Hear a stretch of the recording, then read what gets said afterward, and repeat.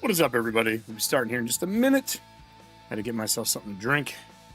I'm tired today.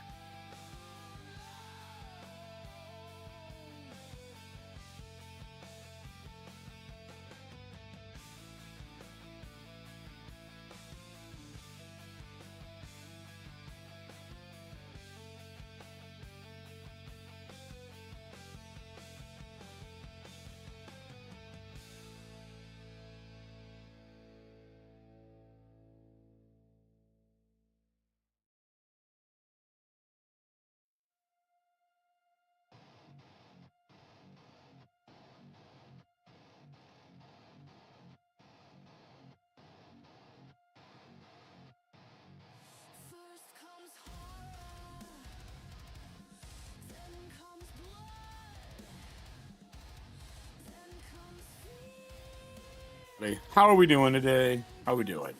New hat for you. Told you I got more than one when I was there. Let's get our boy on here. Just move some stuff around. So today we're gonna be going over Twilight Sword. I forgot that I had backed this. Then a friend of mine had talked about how excited they are for it. And I remember almost not pledging for this thing. I didn't. There was something about it that just didn't hit right with me. And I love the company who made it. So I'm excited to kind of look into this and see how good it really is. I've been sitting on this one for a little while. Hopefully I love it. Man, I'm really out of center today. I have to be like here. Maybe my camera's off. I hope everybody else is doing well. I have been a busy person. I have been working on the website nonstop. I have preliminary sketches for it in here. This is kind of I have a design journal for just about everything nowadays. There we go, that's better. But I really wanted one that has like my notes for stuff in it. And I found these. Speaking of doing design work, I'm hand sketching a lot of these out, just trying to figure out what I want the site to look like. But I found all of my old design templates. Let's get this one. This has got like the odd shapes. Actually, I think I had that upside down. Look at that.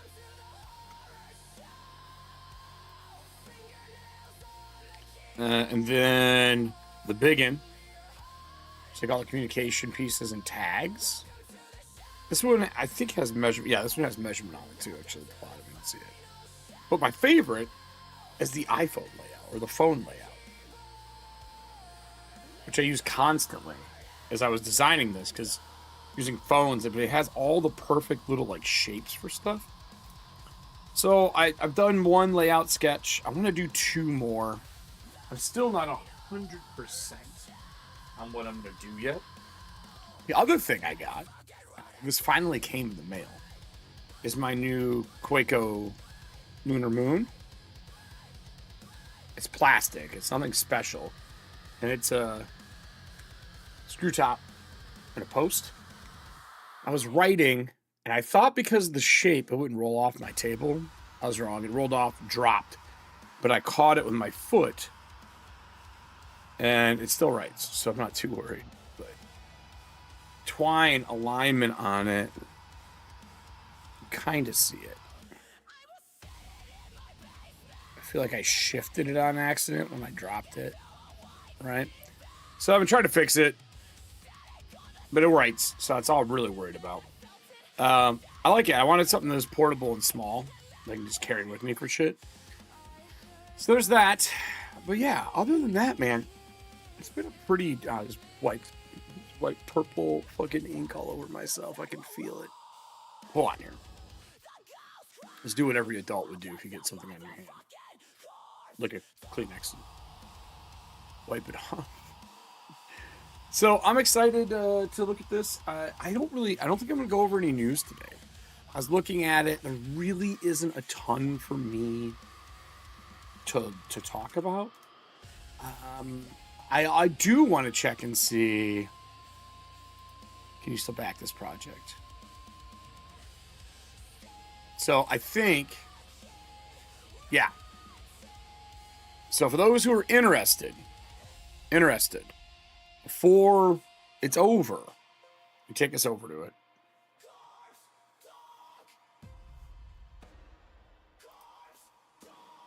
You could still late pledge. I think today is the last day of the 30-day count.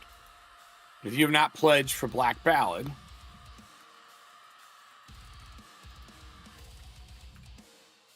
now's your time. Get it while the getting's good. Get it while the getting's good. We did get preview copies in. I can actually... I need to think about this. I can show you these. Hold on a minute here, everybody. So when I was at ACEN this weekend,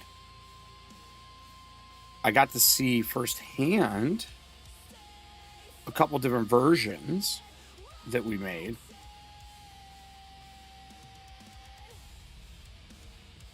So I'm going to put these into here so I can pop them open and show them to you, because I feel like you guys would like to see these. I was really happy with all the versions. And the one we went on, which I got to see later, and I think I have a recording that I'm really happy with the scalped edges. I wasn't sure at first, but then like playing with it and looking through it, I actually was a pretty big fan. So I'm loading them up to Discord right now so I can pop them on screen. If you don't know, if you put things into Discord, you can pop them into a browser source, which immediately makes them presentable, right? So here, watch this. We go to my images now. Awesome. If you have a Discord and you don't have a section for image storage, you're doing yourself a disservice. I think that's the final. Yeah, here we go. So let's start with this one.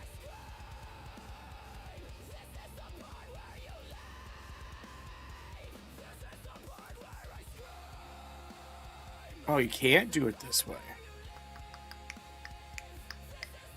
Oh, I thought I could. Lame.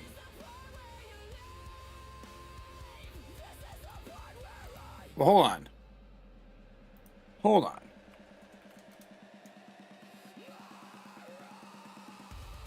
No, you can't do it. Oh, I guess I have to download them. Well, I can play them on my phone then. Here, we'll do it the old-fashioned. Hold on.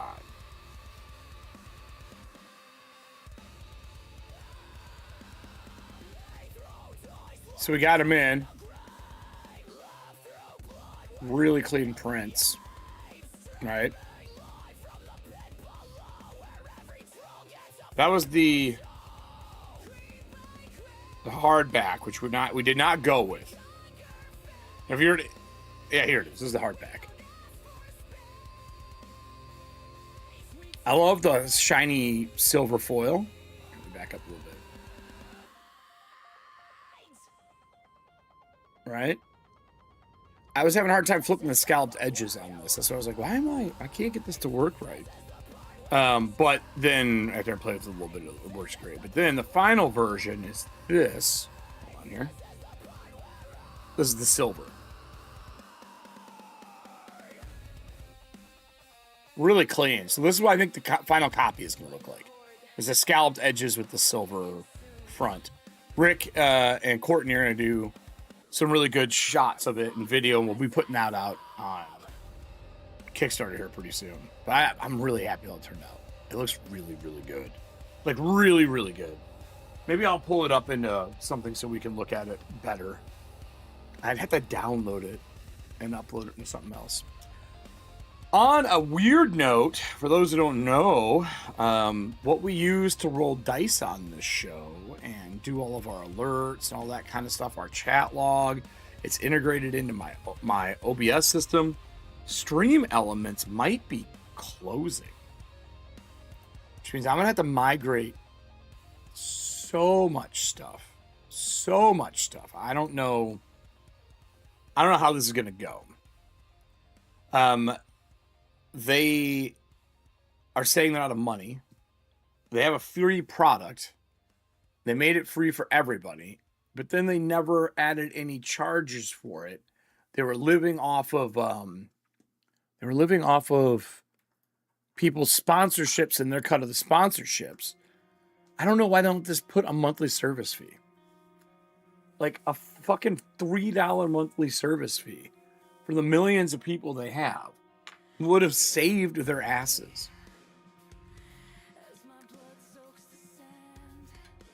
But they did not. And now they might close, which means that I got to start hunting for something new to use for our dice rolls and everything else. I'm not going to use slobs. I could do mix it up maybe. That's what we use for aliens for the B dice stuff, which AW would be happy if I brought that back. The reason I don't like using mix it up is because it has to run in the background as a separate program. I don't always want a separate program running. So I don't know how I'm going to do that. I haven't decided. It's kind of up in the air still. But I'm going to have to find something because they're saying 30 days and they're done. 30 fucking days. There are rumors that YouTube might buy them along with a few other people, but we'll see. I should have known the writing was on the wall when Mercury went down, which was their free like YouTube description updater that I really love. I should have known with that this was an inevitable conclusion. But, oh well. So, what I want to do is I want to take a look at everything, getting back into this. I want to take a look at everything that is part of Twilight Sword. Break down kind of how it plays, see if we like it. There's a lot of content. I'm already seeing some stuff with that I am not personally excited about. And maybe it'll be better at the physical product, but we'll see as we go on. Plus a new mechanic. So anyway, let me pause this. Let me take us over to the webpage. We'll take a look at the backer kit, what was available. And we looked at this before, so we're not going to go in depth. I just want to watch the video to remind myself what the game is. Look through all the add-ons and features that are going to be put into it eventually. And then take a look at the champion preview, I think is what it's called, along with the adventures.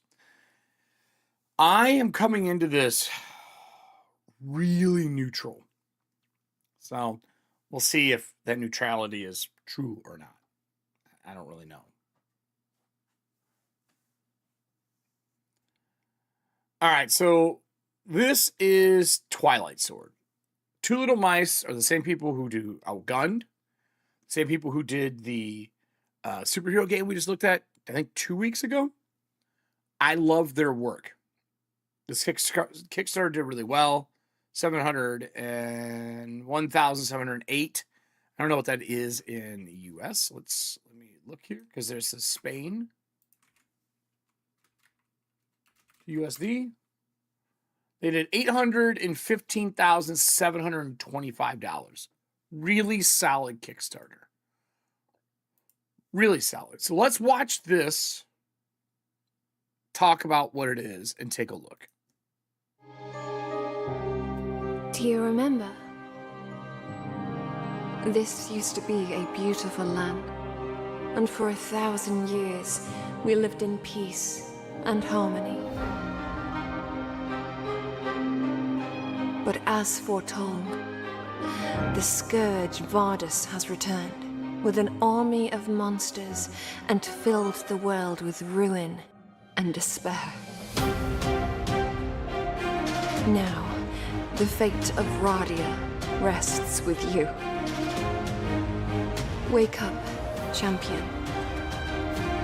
Challenge the forces of evil. Bring back hope to our land and claim the Twilight Sword. All right, so very much Zelda-inspired. A little bit of Vardus has returned. Where's he at? Can I mute it here? Here it is. I want to find it. They're going through the characters. one of the characters looks even a little bit like Final Fantasy. So you got like Zelda, cat creature. That's straight up the black mage in a white robe from Final Fantasy. So you got Twilight Sword, Rise Champion, The World You Do Not Know, The Spirits Have Chosen to Defeat, blah, blah, blah. Two Little Mice, Free League, obviously two of my favorite publishers right now in the market. They went with a different style book. This is really narrow. When we get into the PDF, you're going to see these are really like trade, like paperback almost. I don't really know what size it is without measuring it. I don't have a physical copy. The first thing you're going to notice, though, is this is a full set. We're using a full polyhedral set for this, which is very different for Two Little Mice. Two Little Mice is usually a D6 system using outgun stuff. This is a little different. Then these chests. And this is where I start to kind of wane a little bit. All right. Love the art. All the art, inspirational. Reminds me of all the old games we used to play as kids. But Twilight Sword uses an original game system called CAT, created at Twilight. In this game, most actions that represent a challenge for champions is solved by rolling a single D12. Well, okay. A single D12. So this is what we're going to be using for most of the game, or the digital die. I get it. I get it. When you roll a D12, 1 is the best, and then 12 is the worst. So you want to roll low on top of everything else, which that was a 7. We're pretty familiar on some of the stats. Strength, agility, will, dex. Perception is now a stat, right? Knowledge, charisma, and stealth. So I think they went skillless and just added a few more attributes instead of skills. And then you want a roll lower than your ability scores. Fast travel rules, unpredictable monsters, intuitive cooking and brewing mechanics. Sorry for the yawn. High character customization, detail elemental system, hope, despair mechanics. So that kind of comes from Daggerheart. Playable penguins. I love that is a sellable point. So they have a preview, a one-click preview, which I think is smart. Great art, all that stuff. I'm going to scroll through some of this. You get all your races, right? Strix, Pengu, all that stuff. Great maps, travel the world. Then we get into this. It uses map cards. Dozens of prompts to create unique adventures, as well as 25 map cards to reveal the world as you play. This feels really board gamey to me. I haven't played. Maybe in practice it works wonderfully, right? But man, this feels so board gamey. And I'll show you when I open up the preview copy from the Kickstarter. I mean, I love the art. I love everything's here. This is Radia. Radia is the name of the world, right? And then the monster cards are the same things. And they look like they're coaster sized. Well, which we'll measure it once we get into the program. But okay, cool. 2 of them together. I just have a hard time with anything that uses cards in a game. Like even Dragonbane's card use, I was unsure of for a while. And then once I started playing, it was great. But I only use really the initiative cards. I don't use the treasure cards that often. I think as a starting group, they're great for the box set, but they don't really serve me a purpose in my style of GMing. For some groups, they might be great. I think for education, like teaching people how to play games, they work really well. So you get your core rulebook, the Lands of Radia. Everything comes in that. I think we so far only have the Champions book and the Adventures. That's my understanding, which we'll take a look at. The starter set, each starter set comes in a perfectly cubed box that holds everything you need. So you're going to get a box that looks like a treasure chest, which is cute. And you can see here how these maps come together, right? Without this physical copy, you need a physical copy or you need to play digitally. Otherwise, this feels unplayable. It really does. And just so many tokens.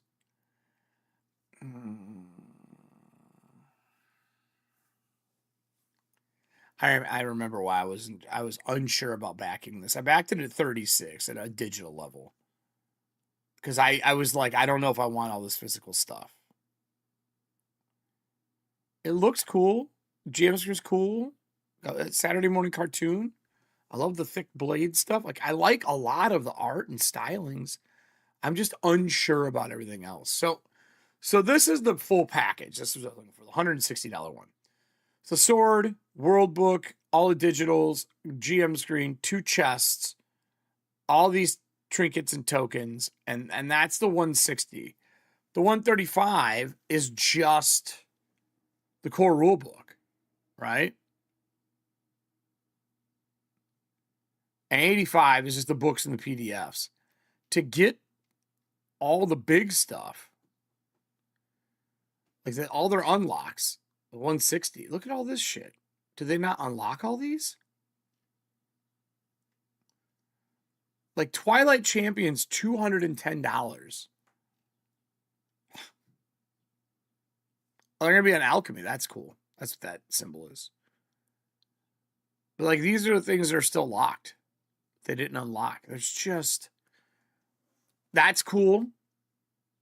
Digital font. I love that. There's just so much shit in this, man. So much shit. I'll put my music back on. All right, so we know what it is, right? We know what we're getting into. We know that this is going to be a generated... I feel like it feels like a solo player game. But maybe it's even considered a duo player game. So we have the PDFs. We have a few of them. I'm going to slide it over on screen here for myself. I am not sure entirely how I feel about this whole thing. And you'll see why in a minute. It's involved. It's involved is what I would say. And I feel like usually the products from this company are not this involved. So I'm going to open up a character sheet first, so we can all take a look at a character sheet. And I'm going to open up the preview copy, and we're going to have to figure out how to fit it on screen. And you'll see what I mean in a minute. Like, it's weird. It's really weird.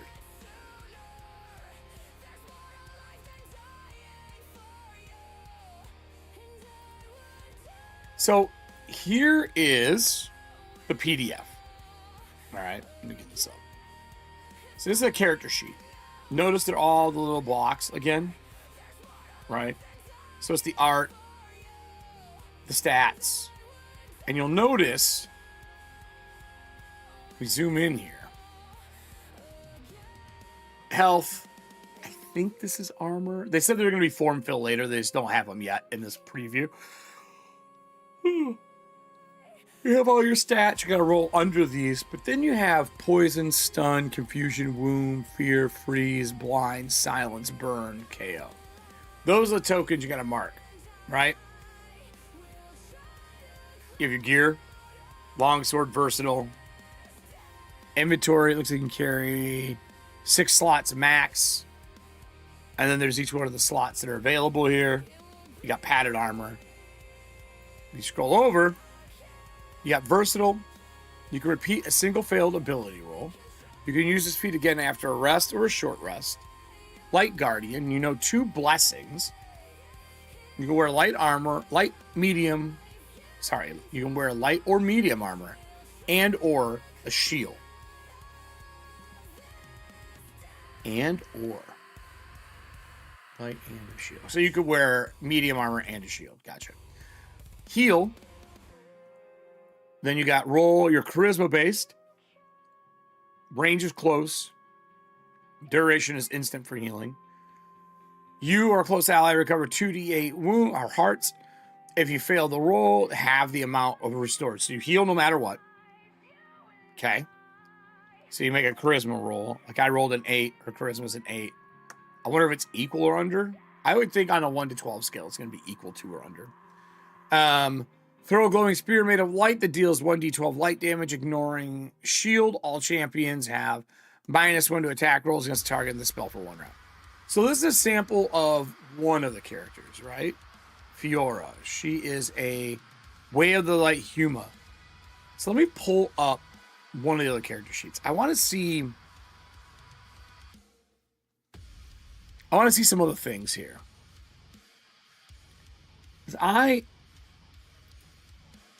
This is really simple. Like really basic. I don't know if that interests me enough. Like, I don't know. There's a sweet spot between nothing and everything. Between Shadow Dart and Pathfinder 2, you know what I mean? Or any of the more complex games. There's a happy medium. So that was Fiora. Let's open up Garth. See, he's your Way of the Wild Huma. He's an archer. Pretty single failed ability roll. Versatility must be a Huma trait, is my guess.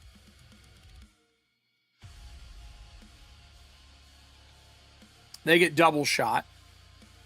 All right. Again, pretty basic. Let's grab another one.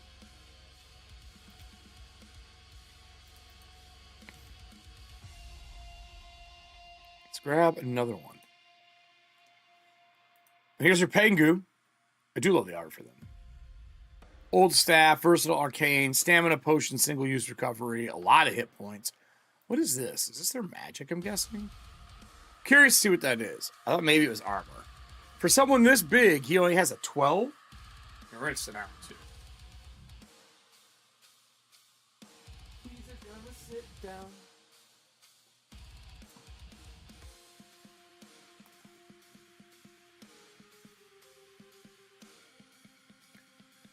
He has a bunch of abilities. This feels a little better. Thick skin, you gain a +3 health. Your feathers allow you to endure cold. Okay.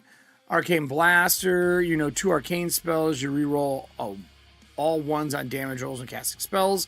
In addition, when using an arcane weapon, your arcane missiles deal 1d6 damage instead of 1d4. Flame Arrow arcane spell, so it's knowledge far. 1d4 rounds is the duration. 1d4, oh, you probably burn for 1d4 rounds. Deal 1d8 fire damage, ignoring armor at the start of each of your turns. Target takes 1d4 fire damage, ignoring armor. If you fail to roll, the spell only deals damage on the turn you cast it. So that's kind of cool. It either lasts or doesn't last. And then Icy Daggers. You shoot 4 daggers of pure ice against 4 different targets. Each target deals 1d6 damage. Normal armor, if you fail, you only shoot 1 dagger. So even if you fail, you still get something done. How many other characters are there? There's 3 more. Let's check out Kai. Tulin is one of the big guys. I don't know, demon folk or something, or orc folk. Physical prowess. You got +1 diamond. Don't know what that means yet. I like looking at character sheets too, because it lets me know what questions I should ask myself as I'm going through the book. Cleave, after defeating a monster with a melee weapon, you can immediately make an attack against another melee weapon. So they only get 1 ability. 1. Okay. Obviously, you probably tear up in this game. You know what I mean?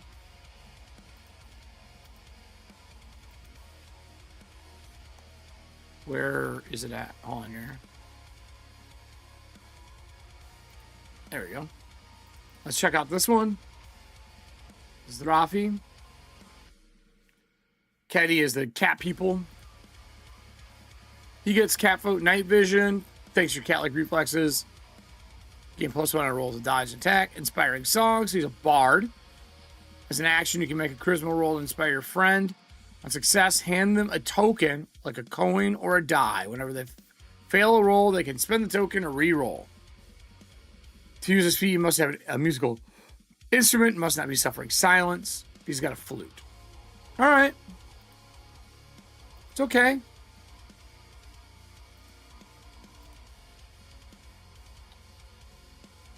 Last one. Hopefully this is the Final Fantasy character. Ooh. Strix. I wonder if old... I mean, notice a lot of these say old. I'm wondering if old is a description of the quality of the item when we get into looking through the actual game. But, again, lots of these spellcasters get a little bit more they can do. He gets invisibility. Oh, no, this is a rogue. But he gets invisibility and he gets magic clones. I like the clones thing. That's pretty cool.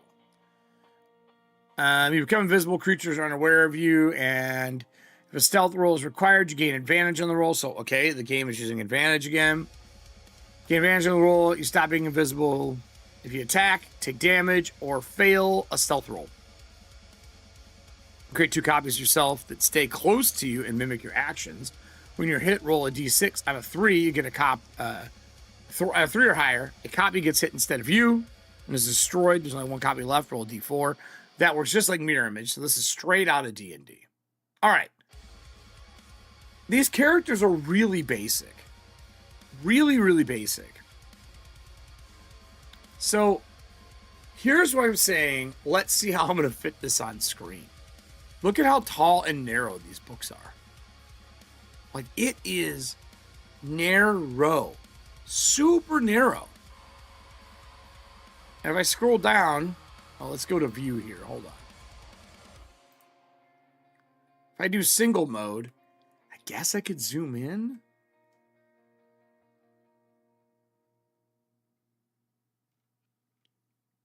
I kind of want each square to fit, you know what I'm saying? So let me go back top. So the art is super playful, very Hyrule. It really nails the look. I think that out of all things that I enjoy about this, from like first glance, is honestly the look of the game. It's Zelda, right? Patterns are good. Twilight Sword sounds like it. I love the sword art as it. Two Little Mice, same designers, lead designer, additional art, graphic design, translation, revision, right? Really clean. So Twilight Sword Rise Champion. Twilight Sword is an adventure role-playing game set in a fantasy world, once peaceful land that is menaced by the evil known as the Scourge. To oppose the reign of Scourge, players take on the role of champions, brave heroes who depart on dangerous journeys to bring back hope to the lands. Inspirations. Twilight Sword is inspired by the classic video games like Legend of Zelda, Dragon Quest, Wonder Boy, and Monster Island, Final Fantasy, Ni no Kune, and by anime movies by Studio Ghibli.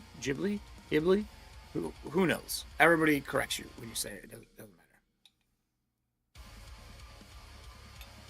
They're giving you your goals right out of the gate. Twilight Sword stands on 3 pillars: travel the world, fight monsters, and bring hope. You know your job. I do love this kind of thing. That is what Mythic Bastion Lands does as well. Like if you're playing Mythic Bastion Lands, I was going to grab it, but if you're playing Mythic Bastion Lands, they give you the 3 things you're going to do as well, which is, what is it? Protect the citizens, follow the myths.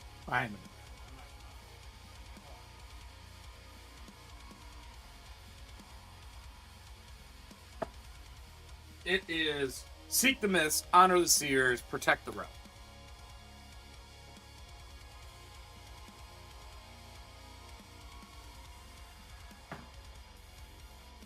They put this back. So I mean that's that kind of like three pillar thing works really well. Works really well. Travel the world. The lands are extremely vast. They're just waiting to be discovered. Sloping hills, tall lands. Okay, so all the normal things. Traveling plays a critical role in Twilight, as champions need to keep moving in order to visit new regions and free them of despair. So the land is taken over by despair. So now you're like freeing the zones you go into. Fight monsters. An army of monsters is scattered in the lands, prowling the roads, ravaging the farms, the bad guys. It's a champion's duty to fight monsters and restore peace and serenity in townsfolk, but their enemy is fierce and unpredictable. Champions will need to sharpen their wits. Okay, so now you're doing that. And then bring hope. How do they bring hope? Valiant heroes. For champions' duty to bring back hope to the lands and seemingly insignificant gestures can make a difference in battle against the Scourge, defeating a terrifying monster that is threatening a village, and helping someone profess their love both worthy deeds can really make a difference. Hope is the main theme of the game. Both a meter the champions experience and their impact on the land. So changing the land is also your experience through hope. All right. I will say they need to optimize this once they're done with it. It's image heavy and it's a hard scroll. So we know it does cat system. It uses D4 to D20s. D2s and D3s is just half a D4 or D6. They also have stepping up to increase. Familiar with that from other games. Game Master, single player, taking a role of Game Master. Champions of the players. Creatures and allies, non-player characters and NPCs. Session, 2 to 4 hours. Quest and campaign, and eventually lasts for 1 or more sessions. It's called a quest. Campaign is composed of several quests together. This is all very basic. Playing in rounds. Counting rounds 10 seconds. Standard rounds last up to 10 minutes. They're perfect for most slow-paced situations like champions. So you got combat rounds, standard rounds, extended rounds. Okay, so they brought the idea of round, stretch, shift from Dragonbane, and Free League is publishing this, into a combat round, a standard round, an extended round, which is 10 seconds, 10 minutes, an hour. Okay? A round is a round. Some effects last for a set number of rounds. Right? Oh. Weird. A round is a round. Some effects last for a set number of rounds. This is true regardless of the type of round you're using. Should not switch to extended rounds if there are temporary effects still in play. Okay, so you don't want to go to hour rounds when you're doing things like casting Fireball. Because you don't want it to last 4 hours, right? Unless you're like doing a ritual or something. I could see that being good for that. Champion or a monster activates the effect or expression. Okay. All right, freeform. You know, you keep track of rounds. Simple, let the champions describe what they're doing freeform. Okay, great. All right. Yep. Champions versus Scourge. Man, I gotta be honest. I am not digging this so far. I really want to. So, banking your champion. Choose your name and origin. Choose your kin. Choose your kin feat. Ability scores. Heart. Stamina. Stamina, that's what that is. Choose your way. Choose your feat. Now, starting gear. Armor. Randomly determine who gets the boon. Wait, randomly determine who gets the boon. Okay, so not everyone gets a boon. Set hope to 1. Mark everything on the character sheet. Okay. I do like the breakdown on their character sheets. They're cute. I guess it's easy to teach. Not something I really want, but it works. Who are you? Write down your whole backstory. Make an origin. Made awake and fall asleep, or brought the strange to these lands, or just progress. Okay. So origins options. I do love their little pathways here to kind of show what you're doing. Let me get the old highlighter out, just so I have it. So you can be awakened, a stranger, a chosen, an heir, or an unknown. Okay, do they do anything though? Your 5 kin.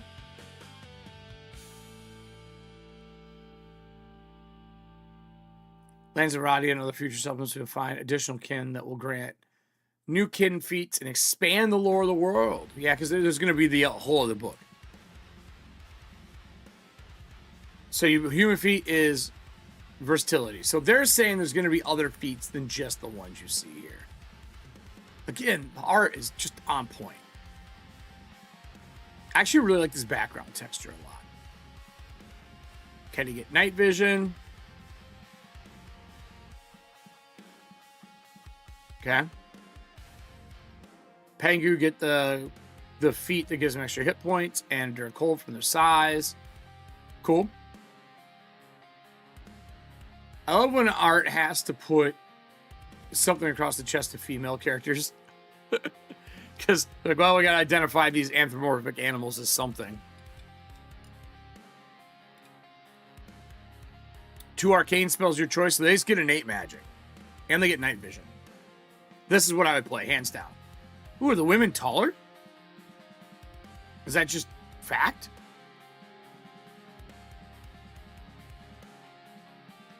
It's hard to describe a Strix because they're extremely different from one another. Some Strixen are tall and extremely thin. Others are short and round. Others are as big and brawny as a Pengu. Nonetheless, they are easily distinguishable from other kin because their bodies are dark as darkness. Oh, okay, cool. All right, I actually like these. They're a cool character. A kin. Taller than humans. Magic prowess. What are they considered? Are they demon? Usually red, because sometimes they're more purple or brown. Spot 1 or 2 yellow horns to keep pointed and well polished. So we don't know. They're just muscular. We don't know if they're demons or not. They look like demon creatures. Right? So strength, break, lift, parry, use weapons, run, jump, climb, swim, dodge, agility, vitality, health, endurance, resist poison, and stun. Perception is use your senses, search, shoot. Perception is shoot? Nah. That's not... Okay. Courage, resolve, resist KO, cast, knowledge, know things, tinker, cast spells, persuade, lie, perform, cast spells, because I that's right. 3 stats to use your spells, stealth is hide, move silently, pickpockets. I don't like that this is for shoot. They just needed to give it something else to do. That's how I feel about that. Ability scores range from 5 to 10. You get a 5, 2 6s, 2 7s, 2 8s, and a 9. If you want to make it fully customizable, you get 56 points. Minimum 5, max at 9. No more than 2 9s. You increase your ability scores up to 10 by selecting training feats during advancement. 7 is average. Okay. Could have told you that. That's how it works. Maximum hearts. Maximum hearts equal to 10 plus your vitality score. Your heart-shaped boxes in your character sheet keep track. Can't get additional by selecting Pengu or certain feats. So they baked it down pretty clean. Stamina is an important resource that represents your resolve and your ability to push yourself beyond your normal limits. Spend stamina to gain an advantage on a roll, activate a feat, or cast an extended spell. Ooh. I'm curious what extended spells are. Maximum stamina starts as 3. Keep track of it. You can get up to additional 8 by selecting Tulna Kin, picking certain feats, or a stamina stone. Okay. Armor reduces damage by that amount. We're already over halfway through this. Path to victory. Champion is deciding your way, which represents how you stand up against evil. Your way grants you access to exclusive list of 8 feats. Okay. What do you mean? It says Blade, Magic, Light, Wild, Shadow, Song. So Fighter, Mage, Cleric, I'm guessing, Ranger, Rogue, Bard. All right. Cool. Basic. Video gamey. By completing a quest and doing deeds, collect hope. You grow as a champion, increase your powers. Finding new ways to stand against evil. Against evil.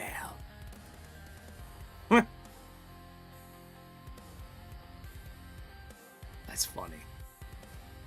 Hold on here. I gotta check something.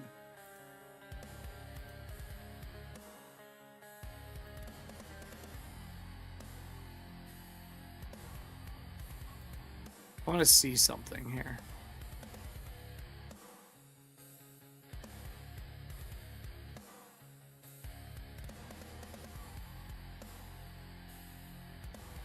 Oh, we're live. Okay, I was just making sure we're live. I had a little jitter, and I was like, I don't know if we're live. All right. Advancement. So this is how we get better. Quests and doing deeds and collecting hope. You grow as a champion, increasing your powers and finding ways to stand against hope. You collect 4 hope. You can make an additional feat. Take an additional feat.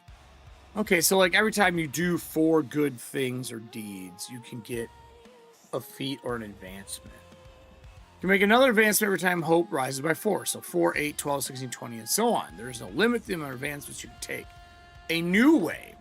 Instead of taking an additional feat, you can't make an advancement. You could decide to follow a second way and pick a feat from the list. Now receiving additional gear. Oh, so you could like be a fighter mage. Okay, cool. Mixing ways.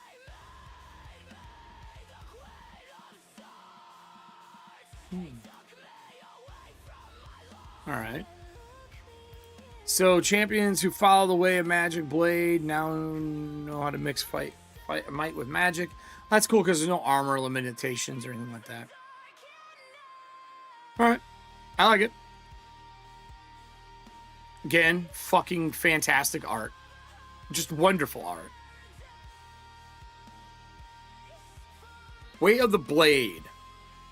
Fly with the blade are brave. Use melee weapons to protect. Your maximum heart increased by 3. Once per round, you can spend a stamina to parry without using your reaction. Cleave. Did you just pick one of these, or do you get all of these?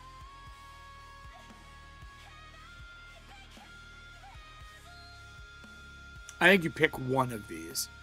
Because then you got cleave, counterattack, double attack, favored weapon, might, spin attack, hell yeah, baby, and blade trade. Starting gear, 2 old weapons of choice, padded armor, 3d6 green rupees. I don't know what that's what it's called. They are to me. Again, love the little bastard. Love the little mage. He looks so cool. So cool.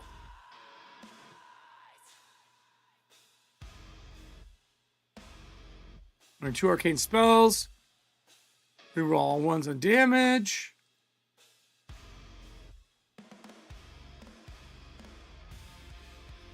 Okay, cool. All right, so these are like your ways or like your classes. Oh, they get a blue too from them. Again, dope. Great art. She looks cool as fuck. Healer. Inner light. Learn 2 blessings whenever you cast a blessing. You additionally cause yourself or nearby ally to heal. So you can, you learn blessings and then when you cast them, they heal. That's actually really cool. Where's their spells? Supposed to be later, right? Little link action there. Bow and arrows. Aim, friendly, double shot, monster hunter, pathfinder. You can carry 2 inventory slots. That's pretty cool. Rugged, sharpshooter, wild training. You get 3d6 green. Or little cat folk. I always love daggers that look like this. These kind of throwing knives. I was always a fan of that design. I think they look cool. I feel like my chair is low today, too. Hi, serving hands. It's a quiet one today. It's a quiet one today.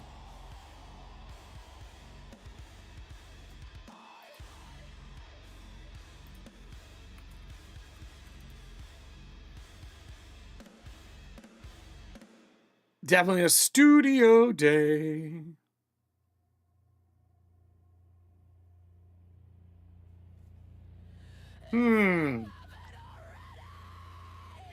Way of Shadow. Ambush.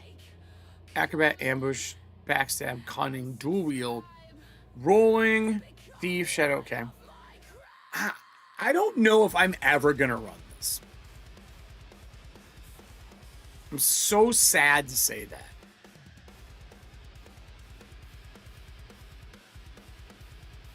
I'm so sad to say that I'm not going to run this, but I'm definitely not feeling it. It's just it's too simple.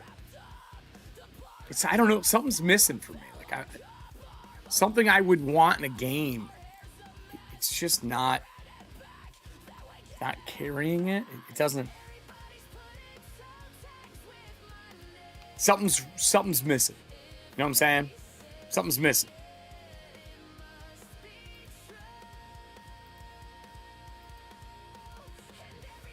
Battle song, campfire song, that's cool. Quick rest, you can heal people. Oh, and you give them stamina, that's pretty cool.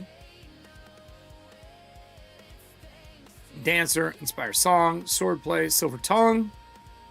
Tempo, awesome. Milestone initial rolls at the beginning of the round. You can spend stamina to get going. Oh no, just quiet.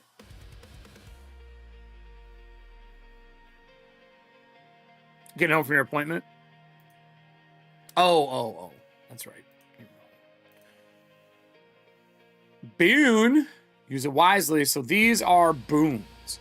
A boon is a rarest of resources, can often make the difference between crushing defeat and glorious victory. It represents both champions' unshakable determination and the favor of spirits who watch over them. You only have one boon. You can use it to score critical success, save a champion who's KO'd, recover all your stamina.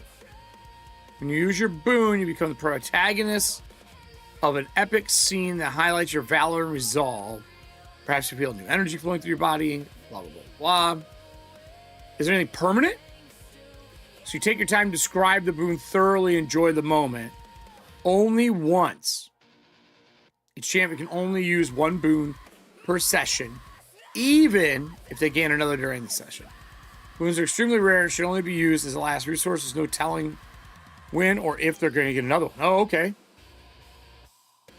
Character creation, the GM rolls a die to determine a single champion at the start of the game. So your Link, basically. There are 5 more champions in the party. The GM can choose to assign an additional boon to a different champion. So you have 2. You gain boons that reward champions in a particularly meaningful way. A protagonist of the scene that changes the story. Okay. Makes everyone at the table celebrate, cheer, cry. Resolves a difficult situation against all odds. Makes sacrifice.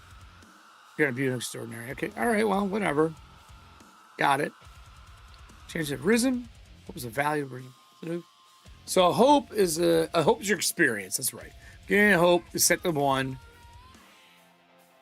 Follows the land and hope. Last hope. Once per session, a single champion can sacrifice a D4 hope to immediately gain use of a boon. So you can sacrifice XP. I don't like when your experience is also a source of spending. So in Cypher system, experience is everything. And every time you get an experience, you can spend it to do a bunch of stuff like rerolls. You spend them to advance your characters. You get them for GM intrusions. You get them for rolling certain things. And the problem with it is, is players refuse to spend them and just hog them. And I always tell people, the more you hog them, the less I'm going to let it flow. This game isn't even based around experience heavily, like around hope is experience. You can trade in a D4 hope to immediately gain use of a boon. This can take your hope to negative. I worry about players never using this aspect. That's my fear. Maybe I'm wrong, but I don't think so. I really don't. So, I get it. It's cool. That's the end of is that the end? That's it. Wow, okay. So 35 pages, right? That's the end of the book. Where do you get your spells?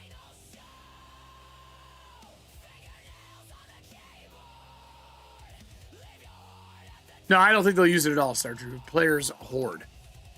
So, like, some people have spells. Where do they pull spells from?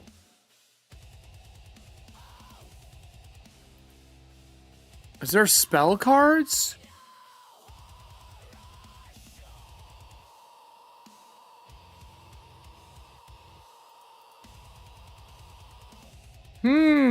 go to cards. Yeah, here we go. So all your spells,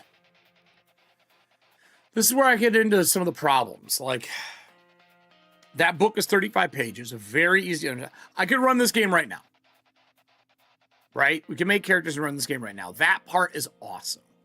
The ease of use and how quickly you can make a character is actually very cool, right? Players often don't like to lose even when it's part of their system. Yeah, you got to train them into using it. People just get really, they just want a power level, you know? So, here's where we start running into my fear of the game. All right?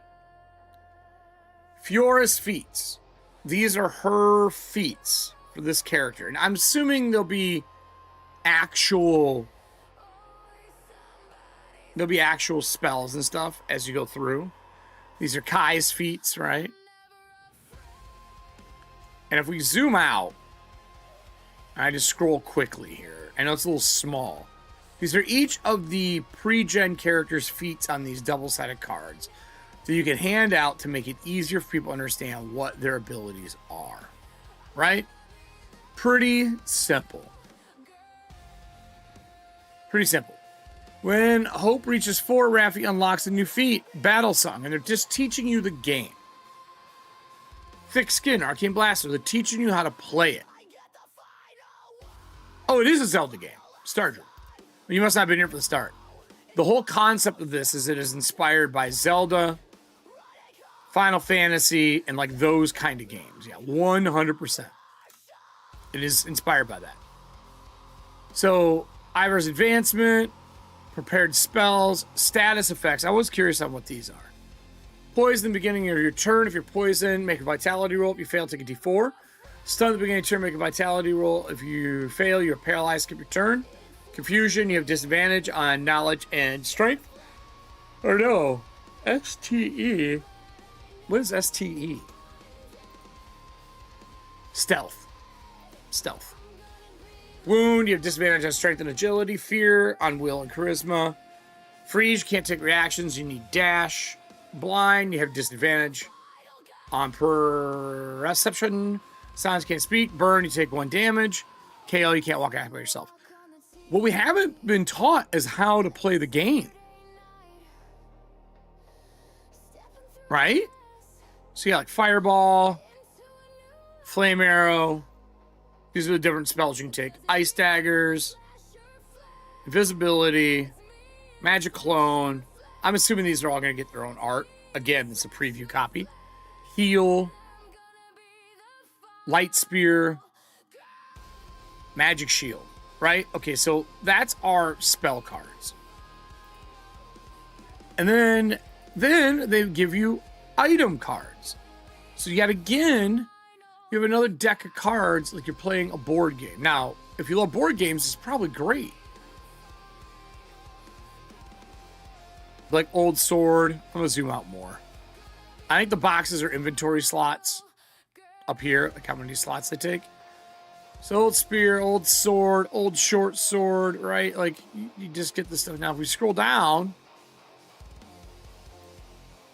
we get regular weapons, and thrown finesse, right? Versatile, arcane, accurate. We don't know what this shit is. We don't know what these are.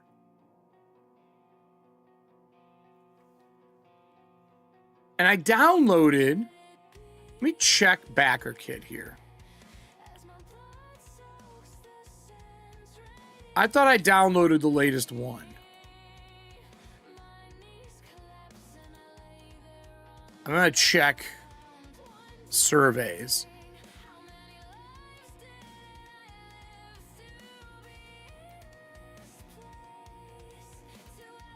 I'm downloading the preview copy again. Just going to put in downloads and I'm going to open it because I'm wondering. Yeah, they're not explaining much. And I'm wondering, again, this is a preview. This isn't final by any stretch of imagination. My opinion isn't going to be final on it. This is definitely a first look. Hold on here. Let's look at this. I know, 35 pages. I downloaded it again to make sure it's only 35 pages. So you have all these. I don't know what any of this stuff does. Like, you can guess. If you play D&D, I can make it up. Right? So that's the item cards. All right? So that's your item cards, your spell cards. And then you get into... We're not done. But to do the next part, I got to show you the adventure. Okay? Oh, and there's starter rules. So the starter rules are 21 pages, right? And these come in the starter kit, not the core rules. But this is the starter rules. And this, oh God. So the preview is champion stuff. And the starter rules has combat and everything. Right? So this is the kit, which is a separate book. Right? So, now this is the starter box. All the stuff we've already learned in the last book. What everyone does. How rolling dice works. But now they're talking about modifiers. +1, -1, advantages, roll 2. Just like we normally would. So now we're getting into the mechanics. Now we know all of these already. We know about rounds. We know about all this. Some new art here, it looks like. Oh, no. It's cut from the cover. Your champions. And this is only 21 pages. So we're going through. We're trying to get to combat. So here's your spells. Limitations cannot cast while wearing any kind of armor, so you can't wear armor. Other than clothing. Or so you can hold a shield and cast spells. So if you do mix something that's a spellcaster with a warrior, you're going to be shield fighting. Alright. Each has a range duration. Some spells are instant, around, or time passes. Or it will cast or KOs. Here's your elemental damage. Doubled, halved, none. Kind of figured that. That's cool art. Oh, it's one of the little mage dudes is a knight. That's cool looking. Inventory slots. We know how that works. 100 green makes 10 blue. Or 1 red. That's the breakdown for Zin. So weapons. Melee, ranged, shields. Strength, agility, perception for them. Damage and range. Arrows and stones. Those require arrows to shoot, draw. Instead of part of your attack, you can carry up to 99 arrows. Classic video game. Here's your weapon feats. These are the things we were looking for. Accurate, +1 attack rolls. This applies to arcane missiles. Arcane, you can shoot an arcane missile, rolling knowledge. Shoot up to far, d4 damage. Defense, +1 parries. Finesse, you can roll agility with it, so that's kind of like daggers in D&D. Heavy does double damage to objects to break things. How many slots or pockets did you get in this? They explained it earlier. Hold on. When you're making your character. I think it was like strength plus something. No. It's a stat plus something. Here, actually, I can do this easier. He's got 10. I think it's strength plus 5, I think. What do they call it? Slots? Here, hold on here.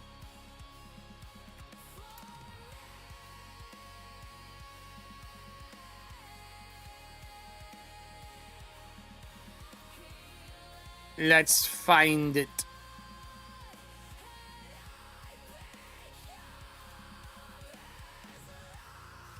Let's try inventory.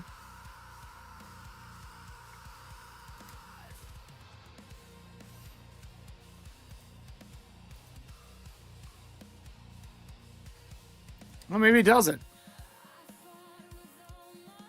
It might not be in here. Starting gear and armor. Hope. Let me try searching here.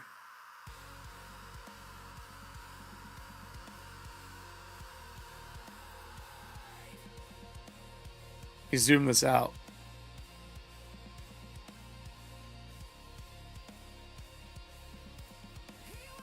I mean, it's not going to be a lot. These are all kin.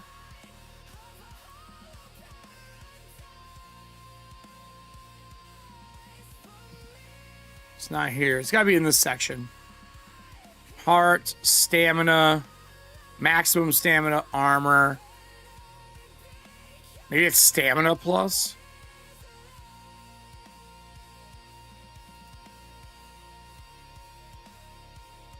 No, it's okay. I know I saw it. Maybe it's in this other one.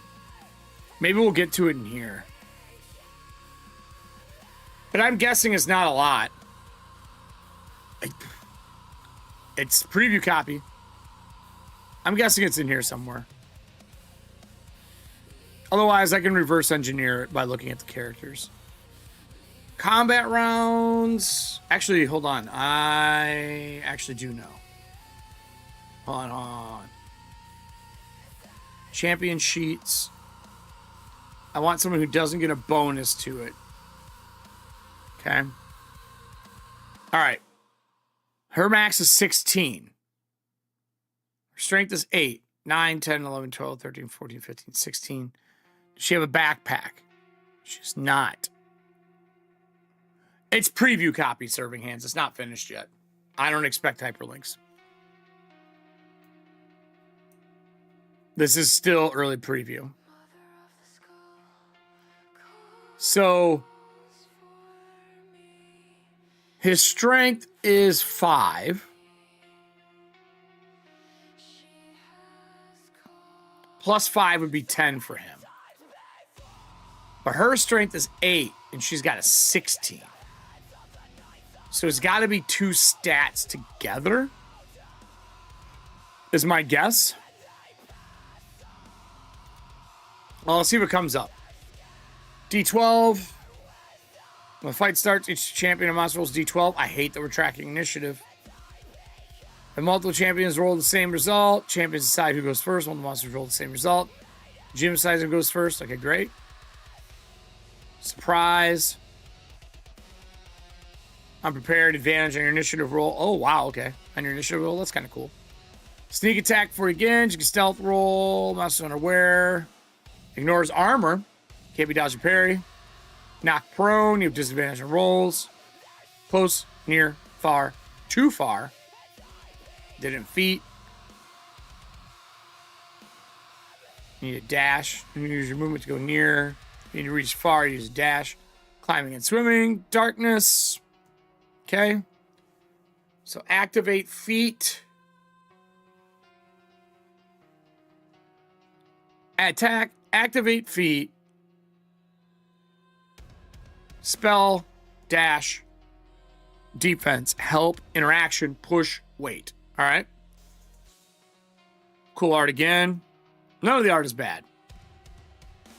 Reactions are quicker. When a monster attacks you, you can use your reaction to parry or dodge, make an agility roll. If you succeed, you dodge, make a parry roll with a strength. If you succeed, you avoid the attack, but you can only parry using melee weapons or shield. You cannot parry ranged attacks unless you have a shield. So that's cool, you can parry shields. How many do you get? They're quicker actions? How many do you get? This needs to have a limit. Is it 1 reaction? Is it infinite reactions? What's writing else? Take a reaction. Okay, good. So you can do it once. That makes sense. So again, Dragonbane rules. Damage. D2 strength. A roll of 1 attack is considered a critical hit. Double damage. It's not applied to spells. That's lame. Monsters never land critical hits. I hate this. I hate this. I absolutely despise this. Monsters don't score critical hits. Maybe bosses do?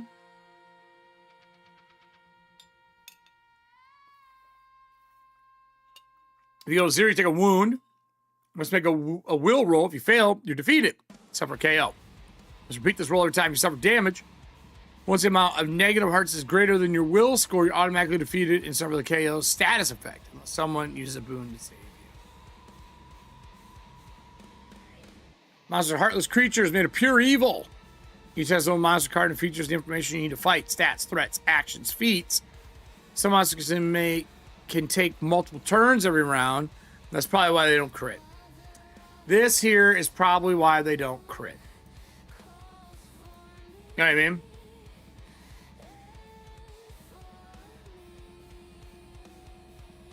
This isn't D&D though. You're not learning D&D Star Drew. You're learning Twilight Sword. It's its own system. It's their version of Zelda. They gave them the random tables from Dragonbane. This is a mix of quite a few games, actually. This is a mix of Dragonbane, D&D, and I can't remember the Forbidden Lands. A little bit of everything together. So they don't give them crits because they get all these extra things like Big Bonk and stuff like that. Okay.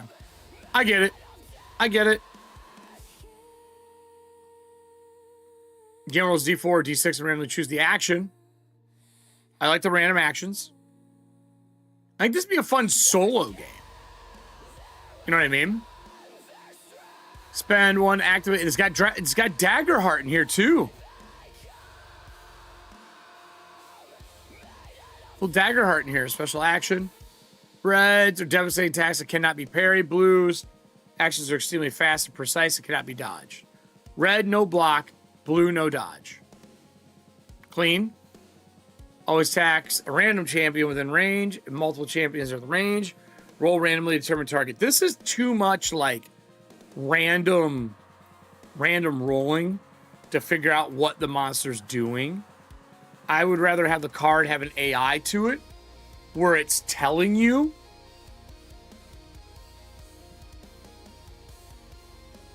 This book is for me to learn how to play this. Yeah, well, yeah, that's what all books are, to learn how to play that game. It's for my learning speed. Oh, gotcha. Yeah, it's very board gamey. There's a lot of board game ideas to this. Monster action targets champion within near, far. Yep. And I'm sure this is for a group. I was just expecting something very different from this when I backed it. Instead of rolling each turn to determine monster's action, GM can choose an active rotation starting from its second turn. Monster will perform the next action on the chart. So yeah, you can just go through group rotation. Okay, great. Monster rotation breaks whenever the monster spends stamina or champion lands a critical hit. At the beginning of the monster's next turn, the GM rolls to determine its action. Then they can choose whether to reactivate the rotation. So basically, do their rotation. If they get crit or you spend stamina, random roll so they can't predict the pattern like you're playing a video game. Okay? Side effects are 10 negative conditions. This is annoying to me. So I know they give you tokens to track it, but I'm not a fan. But it is what it is. I think on the character sheet, I wonder if they lined them up. They didn't. I wish the status ones were lined up next to the stats that they affect. or they had an abbreviation around them or something, so you could remember them easier. The fact that you just have these here, I know they're there to mark, but I'm not the biggest fan with that concept. Excessive cost. A failure GM can sometimes allow a champion to still succeed in exchange. It's called the Frank House Dilemma. Willing to take a wound. Yeah, like these. So like confusion is knowledge and stealth on the character sheet. Where's confusion? Not here. Confusion's here. Yeah, I guess the way they have it set up would be a little difficult to do.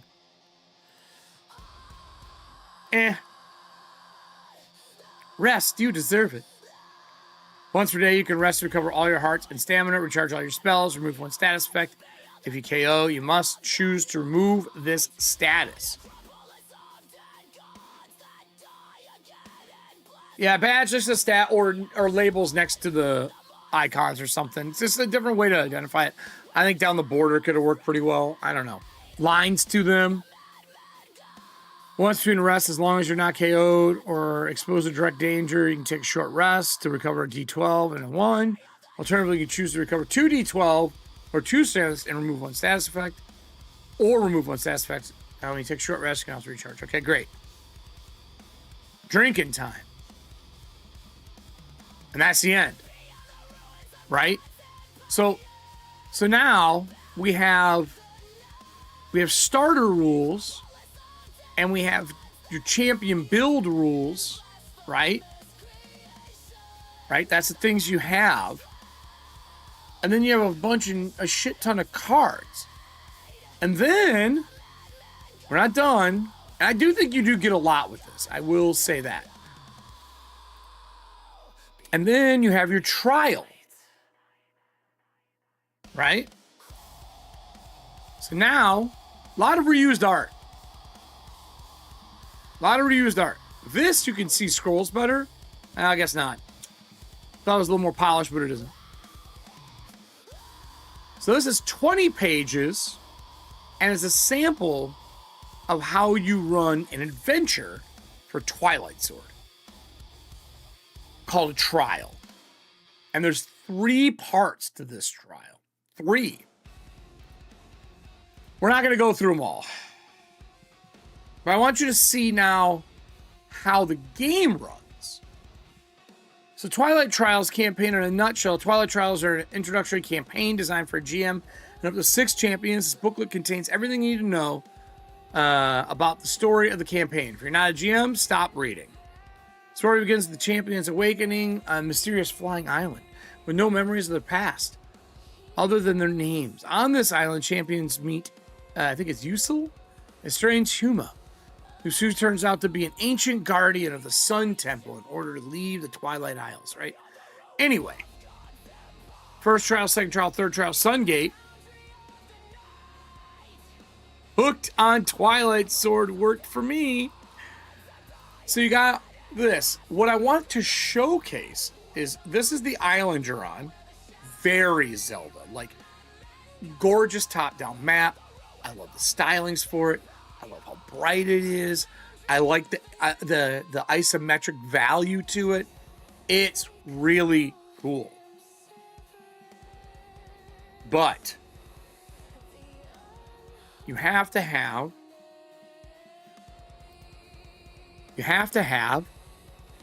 a piece opened up for it because each one of these has got cards. So you have to have your location cards open. One more card. Where these are the areas you lay out as you search. Now, I get it. When you look at here, we're starting at 1 on this tip where everything is at.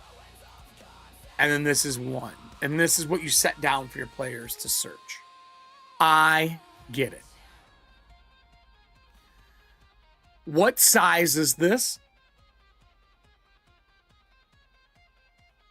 Anyone? Do you see a scale? I don't see a scale.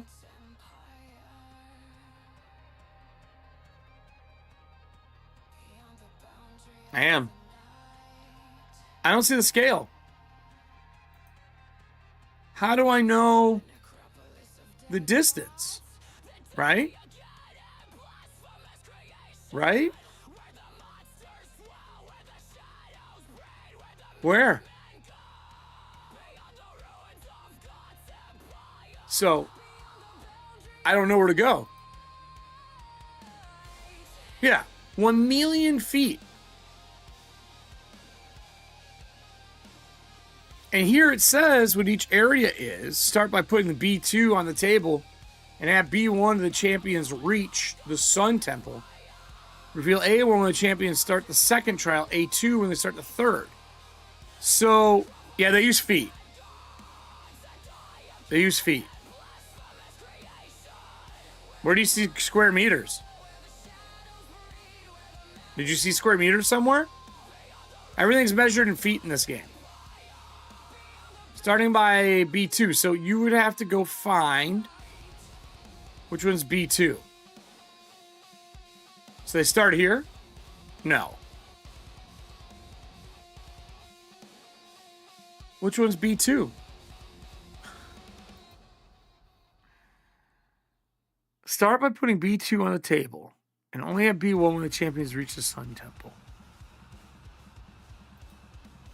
I mean, that's not the Sun Temple? Maybe, hold on here. Is it card number first? So this is A2. This is A1. This is B1. This is B2. So they want them to start here, I guess, from the gate?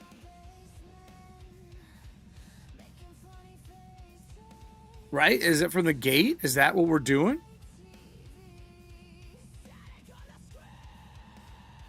And only B1 when the champions reach the Sun Temple. A1, okay, all right, whatever. Whatever.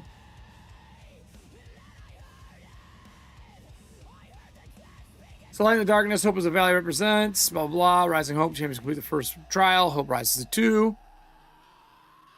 I would really have to run this to decide if it's good. Congratulate them on this achievement, hand them the appropriate advancement card included in the box. If you own the Twilight Sword core rulebook, you can allow champions to choose their new feats following the standard rules of advancement. I mean, again, great art. She looks like a badass. Great art. I love the art.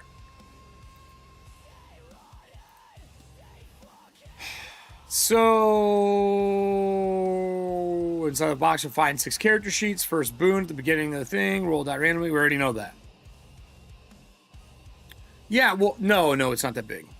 It's not that big to search at all. You're all right. But this is a starter box starter. There's a starter box. There's going to be an entire campaign book, too.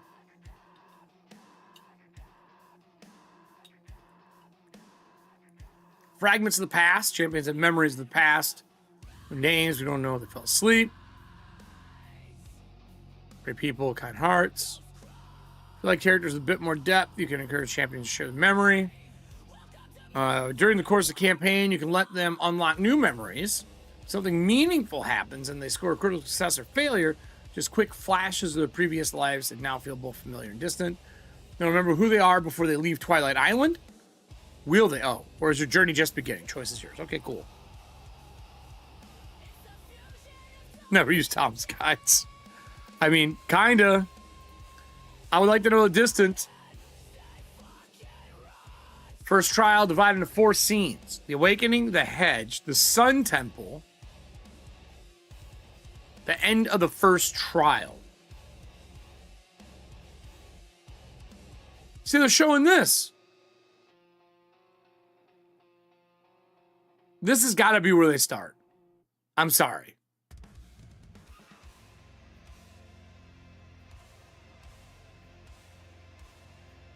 Because it says, awaken among a soft carpet of grass, sunlight warms your faces. When you open your eyes, you can see them, nothing but clear sky. You have no idea how you got here. Champions are lying on the ground, surrounded by a circle of ancient stones. Their old weapons are resting near monoliths, as if they're waiting for them to wake up. First glance, champions can't see anything but untouched nature. But walking around, they can easily reach the edge of the island and make an unsettling discovery that they are in the sky. As soon as the champion reaches the edge, they all hear the voice of a man calling for help. A pack of wolfers, one per champion, is courting Usul. With his back against the mountain, the old man has nowhere to escape. That's got to be here. Right? What does that monster look like? I'm going to close this because that's fucking worthless. Maybe they're organizing there to print. You know what I mean? Like a certain way. I have 2 of these open.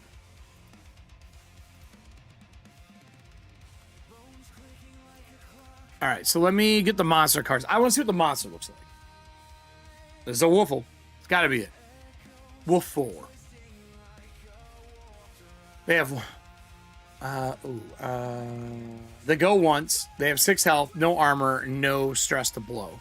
They maul, they pounce, they hunt down, they pack hunt. Afraid of fire, dodge. I like the monster builds. These are really good. These feel like something is going to happen and it isn't static. That's how I would say that. You're not going to be in static combat.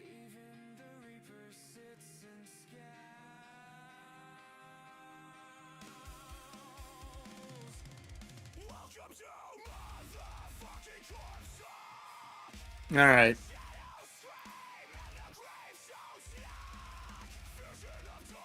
Bork Court. They go twice. They're much more powerful. The Bogoblin. Or is it Bogoblin? The Gilded Guard. Grimbo Goblin.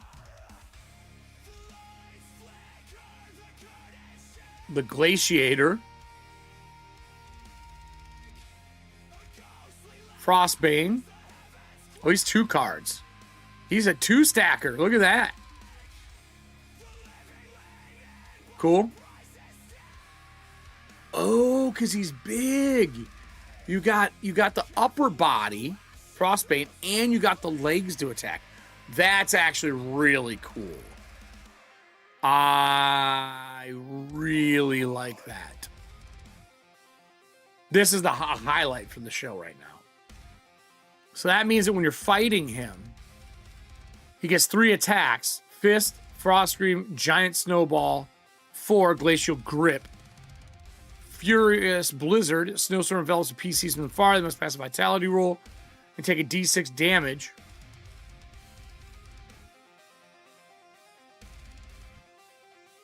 Can't move without towering.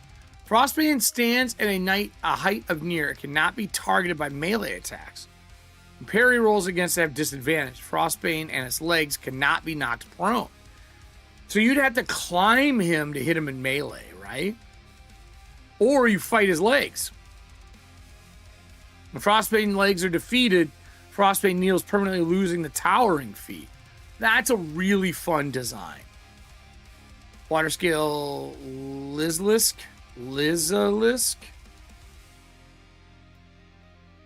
Shadow. That's a really fun design. Oh, fuck. How big is this one? Oh, fuck. The Eclipse?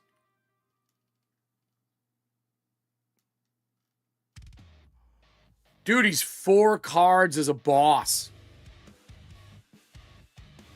Look at this shit. Menacing Shadows. Eclipse summons shadow tentacles and prevents champions escape from far. Cannot be knocked prone and can destroy every obstacle or cover with ease. So he's 4 cards that you lay out. All right. The monsters are the highlight of the game. Shadow Claw, Darkness, Ignoring Armor, Darkstorm, Dark Beam, Soul Reaver, Dark Spike, Dark Hold. And then you have the base, Eclipse Special Actions.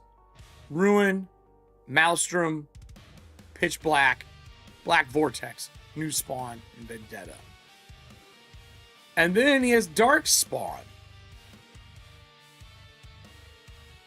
Dark Ray deals D6, fastball, channeling, jinx, a PC with far most vitality roll. The Dark Spawner is always the last in initiative and prefers to target the furthest PC. Wow, it's like a true boss attack. A true boss fight. Now, this part of the game is outstanding. Maybe the combat is the highlight. Maybe this game is so simple because of the amount of chaos that's on the board at a time. Boy, I have so many questions about this. I am glad I took the time to read this far, or I wouldn't have given a flying fuck about this game. You know what I'm saying? Can we do this as 2? Hold on.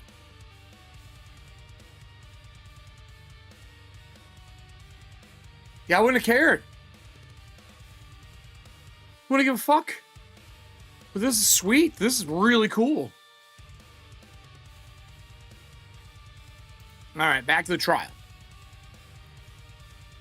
Their old weapons are wrestling the monoliths, so it is a read the whole thing. But you gotta admit, while you weren't here, the character stuff's really dull. It's really, really dull. I'm just hoping that roleplay comes out of this. Like, the people still roleplay, because my fear with Zelda games is no one's gonna roleplay. It's just gonna be next area. Next area. Let's go. Smash, smash, smash, pots. Yay, break. That's what I'm expecting to have happen, and I want them to roleplay.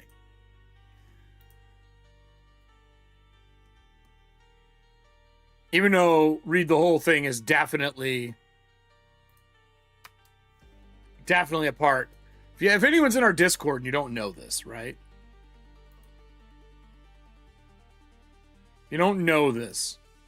In our Discord under stickers, we have a read the whole thing.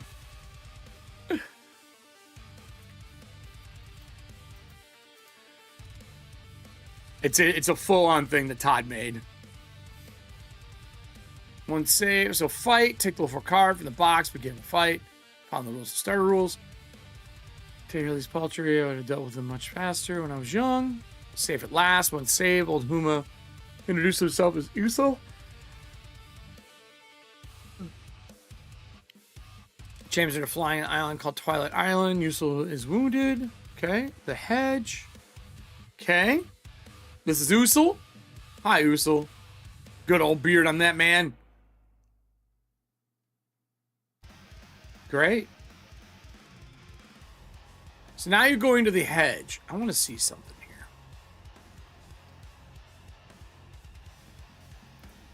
This labeled them, right? So one is still circle where the adventure begins. Hedge is here. The Sun Temple is here. The Sun Gate is here. The Moon Mountain. Okay, all right, I get what's going on. So.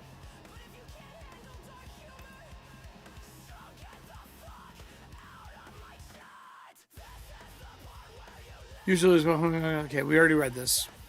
Move on. So now you're going to do the hedge. Borker sleeping in a burrow. Left trail. Again, there's no distance. I guess the distance doesn't matter? Like, is everything near?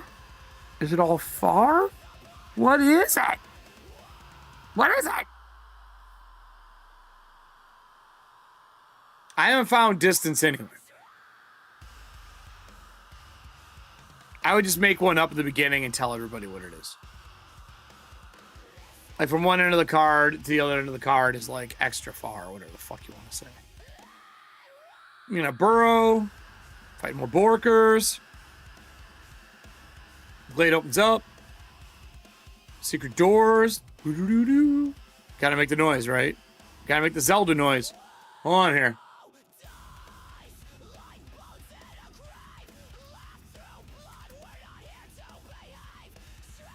Hold on here. Let's do this again. You find a secret door.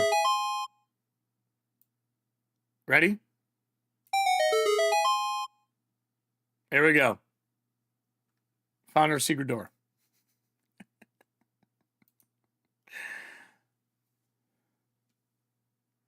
The distance is the level of patience the GM has.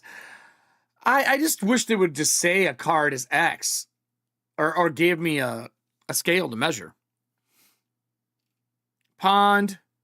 So this adventure is 22 pages, everybody. Oh, look at this little bastard. Creature of the pond. Can we keep it? Well, they know all of the Athenas of the world here. Can we keep it? Champion successfully managed to save the Kokorodori. There's a chance that they will meet its mother, a 9-foot-tall creature that resembles a giant chicken right at the edge of the hedge. If you prefer, you can allow the champions to keep the chick with them till the end of the quest. The chick cannot help the champions during a fight and are never targeted by monsters. We want to make it safe so no one gets upset. I punt that thing off the fucking island. Cool art.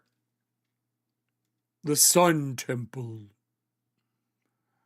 Ancient, still marvelous, surrounded by circles of columns. A golden altar stands at the center with 3 holes carved on top. In front of the altar, there's a closed gate decorated with the symbol of the sun, flanked by golden statues armed with golden spears. Athena's tome of battered monsters, pretty much. She wanted to keep everybody.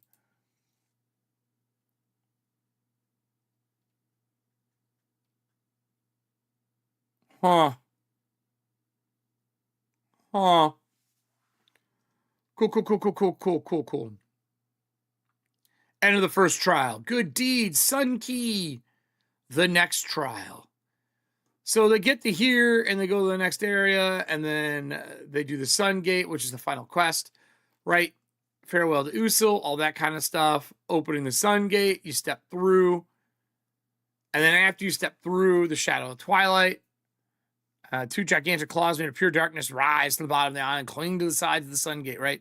Then you fight the big bad. I wanted to see, yeah, you fight this motherfucker, right? Fight him. Which I love. But then, just so you all know, that is, hold on here. That's the first trial. Then there is a full second fucking trial and third trial. So they do give you a ton of content. Ton of content, right?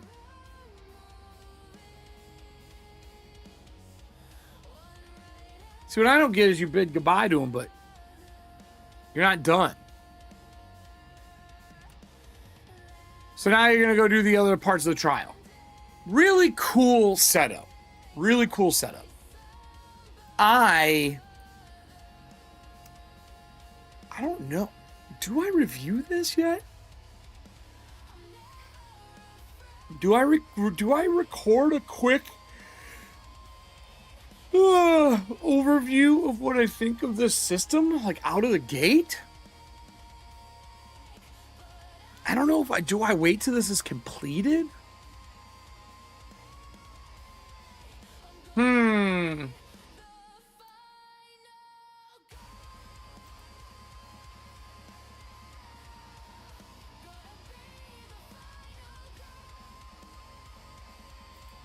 I don't know.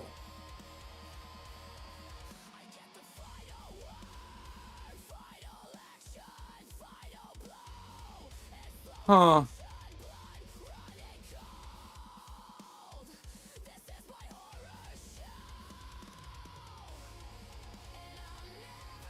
I don't know.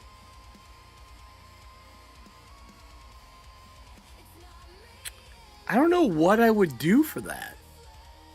I'm contemplating, like, if I want to review something that's an unfinished product.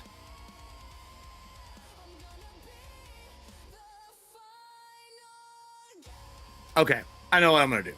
I know what I'm going to do for it. We're not going to do a deep dive. Let me get these set to state.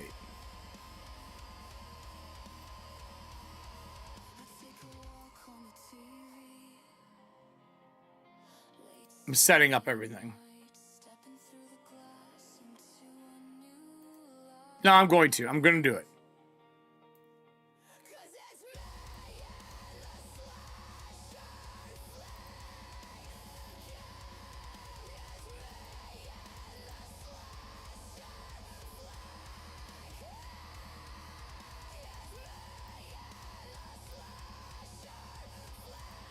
All right.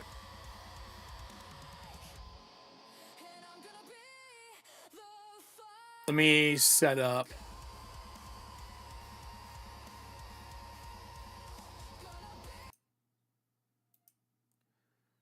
Ooh, I probably shouldn't use this song. We'll use the cartoon one. Okay. I am going to record this one, I think, so I can just throw it out. So I'm going to hit record. I'm going to put up.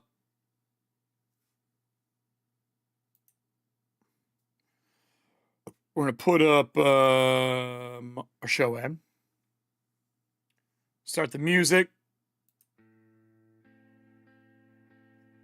3, 2. Hey, everybody. We're doing something a little different today. We're going to do a first look preview of a preview. I know that sounds complicated, but I got a Twilight Sword from Two Little Mice, a publisher from Free League.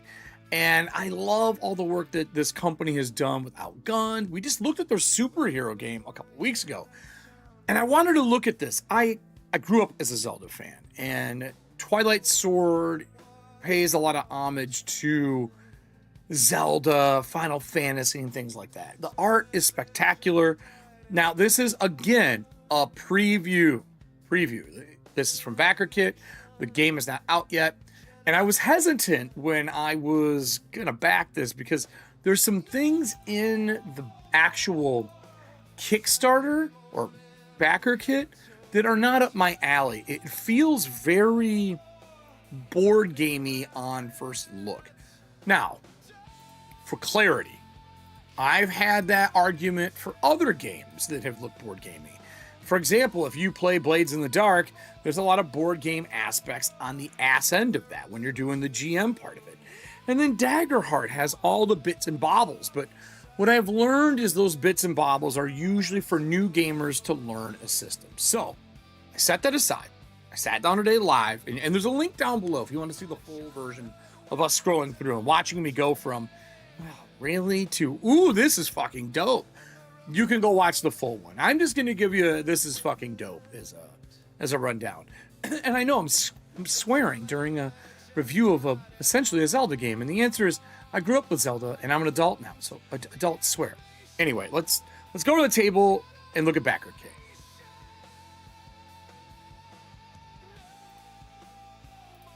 So here is the lovely backer kit. There's a lot of options that you could have done to back this up. We already watched this video.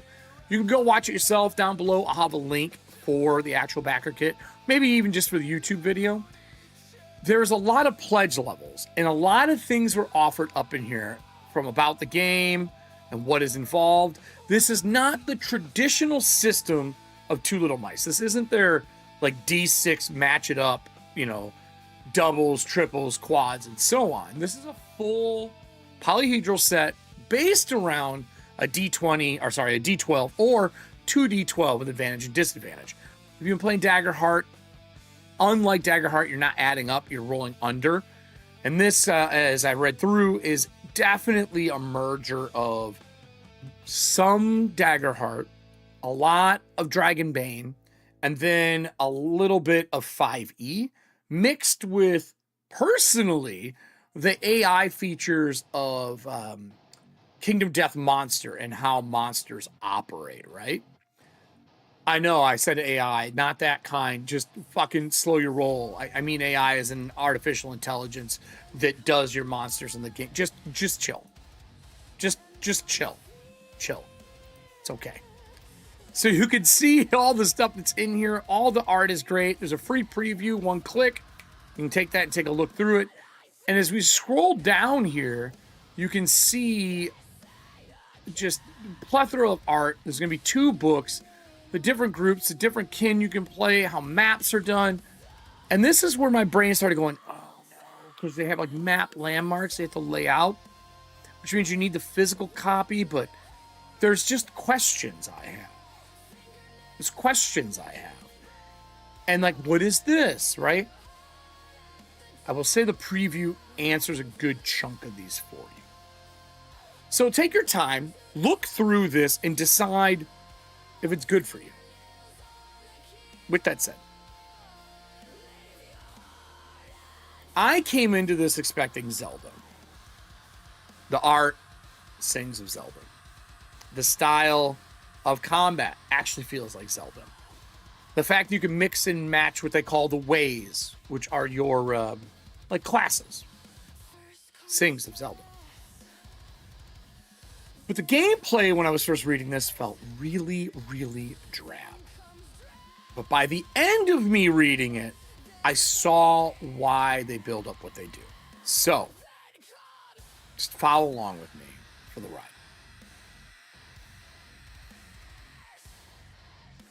So there is a ton that you get in the preview copy and the starter kit. The preview, champion preview, you can see is a different size than normal games. It's not A5, it's not a D&D size book. It looks like they're going to be almost like a trade paperback, I think. I'm not positive. Or maybe even like Dark Space, who did a different size print. This is like making your character. This is the base concept for making your character. It's 30 pages, 35 pages. Everything is in here kind of explaining what's what, right? What Twilight Sword is, how you play the game. Hope is a huge part of it as you are going through the game and pushing away the scourge and pushing away despair. You gain hope, which acts as experience. It also acts as the ability to cash in to do a boon, which is like an epic moment that you can do. And a boon is applied at the beginning of the game to a random player. I think at 5 you do 2, but it allows them to like crit and have this surge of energy because none of your player characters remember who they are. So some really cool, really simple mechanics. The entire layout is done in this square style, and I mean from teaching you the game to the maps to the monsters, they're cards that you lay out. And thinking about this as a designer, it does fit on the table better. And they even did my favorite thing. If you look at a character, and by the way, they give you, I believe it's 5 champion sheets or 6 champion sheets. These are made in the blocks. They break down into what your character is, your art, who they are. This is your health. This is your ability to do some extra ability stamina. This is your stat pool. These are the different conditions that you can circle mark, your equipment, your inventory, your feats, and spells. So that even sits sideways, not taking up a bunch. One of the art, here's another one as well, just so you can kind of see what you're getting into. So they break down how it works, how you step up dice. D20 actually becomes damage dice because you're rolling D12s for everything. They break down everything that you do inside the game from core concepts. And there is some really pillar kind of things that you do in this game. Like, you're trying to spread hope and be heroes. Like, that's the goal. They broke down rounds similar to Dragonbane, sort of. Combat rounds 10 seconds, standard rounds 10 minutes, extended rounds are 1 hour. And I like to remind you that things that are like spells that you cast, if you're in standard rounds, say searching a room, and you cast a light spell, instead of you rolling a d4 and it lasts d4 10-second rounds, it could last 10 to 40 minutes, right? That's kind of cool. If you need to do a ritual and this big powerful thing, you can make things last hours if you needed to. I feel like that playing with the clock is a nice addition to normal gaming. We talk about playing in freeform, that you don't have to go round to round. And then everything after this part is making your champions. Yes, that is a penguin and a cat and a human. They break down the steps to make them. It's really easy. And everything through here, if I just jump to anything, is basically talking about how to use your stamina, armor's a reduction, Hearts are how many hits you can take, just like Zelda. They break down all your ways in here, ways of magic and spell. So you can even, as you would use your hope to advance, pick up abilities from other ways. Reminder though, you can only cast spells with the shield, but you can't be wearing armor. And then that takes us into the, I believe, the starter box, which the starter rules are all of the extra, like, how to play the game. So let's just go to the table of contents so you can see it. While this isn't all hyperlinked, my understanding is it will be hyperlinked when it's completed, along with having form-fill character sheets. So 2 through 5 is the basics of the game, rolling dice, abilities, and playing in rounds. 6 through 9 is your champions, heart, stamina, armor, boons, spells, and inventory. It is a little weird that the champions have like their different abilities in the preview copy, and then they have spells in here. And I couldn't figure out why. Well, the reason why is there is an entire set of cards in here. And I'm looking on this screen for them, but you got feats and spell cards, item cards, location and NPC cards, and monster cards. Monster cards are my favorite. We'll get into that in a minute. But this is pretty clean. It teaches you how to play the game. It's very fast. Nothing takes too long. All the art is gorgeous. I mean, all of the art is gorgeous. There's no bad art. It's all this all the time, every time. Wait till you see the monsters. That, again, they stole ideas from Daggerheart and from traditional video games, but they get it. They get it. I think that's the best part, is the art and then the monsters. So when you go through here, they teach you the basics of the game. It's a roll under system with D12s, right? You're rolling D12s, and you're trying to roll equal to or under your stat. Again, if you look at your stats, I think it's 5 to 9. Eventually you can get a 10. But if you're rolling for him to cast a spell, if you look at it, it's knowledge. His knowledge is a 7. You roll a D12. I got a 12 and failed miserably. I could spend one of my hope to do a reroll on it, getting myself a 6. That's the system in a nutshell. There are reactions where you can parry or you can dodge. Monsters will have color coding them, telling you if you can or cannot do it. So that's the thing you got to do when you're looking through this, is you got to read all of these. They don't lead you by the hand too much, but the system is easy enough that you can go in here and just have a spell card for, I don't know, Light Spear, and it explains how to do it. You're like, oh, charisma. Oh, it's instant. Oh, it's far. You throw a spear made of light, it does a d12 damage, but they use symbols so they don't have to write as much. That means that it ignores armor. All champions have +1 attack rolls against that target with a spell for 1 round. So if you throw that, it's an instant duration, you hit, they now glow for 1 round, everybody else gets a bonus to hit it. Very simple spell cards, front and back, made to print, super clean. Pretty simple.